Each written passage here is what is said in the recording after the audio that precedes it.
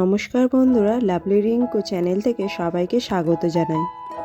রাস্তার ওই পাশে দেখছো একজন হাতে বেলুন নিয়ে বেলুন বিক্রি করছে, তার কোলে রয়েছে ছোট্ট একটি বাচ্চা। এই ঠান্ডার সময় একটা ছোট্ট বাচ্চাকে নিয়ে ও রাস্তায় দাঁড়িয়ে বেলুন বিক্রি করছে। আমি তাই ওর কাছে গেলাম, ওর কাছে গিয়ে জিজ্ঞাসা করলাম, এই ঠান্ডায় বাচ্চাকে নিয়ে তুমি রাস্তায় বেরিয়ে আছো কেন? ও বলল, দিদি ভাই কিছু তো পেটে খেতেই হবে, তাই জন্যে এই ব্যবসা করা। আমি বললাম, বেলুন কত করে তুমি বিক্রি করছো? ও বলল 10 টাকা করে। তাই ওর কাছে এক পিস বেলুন নিলাম। যে 50 টাকার নোট দেওয়াতেই ও বলল, দিদি ভাই আমার কাছে খুচরো নেই।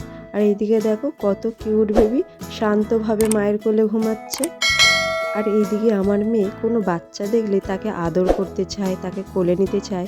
তাই এই ছোট্ট বাচ্চাটাকে দেখাতেও ও বাবুকে দেখে আদর করছে, হাত ধরে করছে, গালে কত সুন্দর হাত দিয়ে ওই বাবুকে আদর করছে। আমি জিজ্ঞাসা করলাম, আপাতত তোমার কাছে কত টাকা খুচরো আছে? ও দেখলো, দেখে বলল সামান্য কিছুই খুচরো আছে। আমি বললাম, ঠিক আছে, 50 টাকাটা তুমি রেখে দাও। সবাইকে আমি একটা কথাই বলতে চাই, সবসময় তো আমরা বাচ্চাকে দামি জায়গা থেকে তো খেলনা কিছু কিনে দিই, রাস্তায় এরাও দাঁড়িয়ে থাকে, এদের কাছ দিয়েও সবাই কিছু একটু নিও।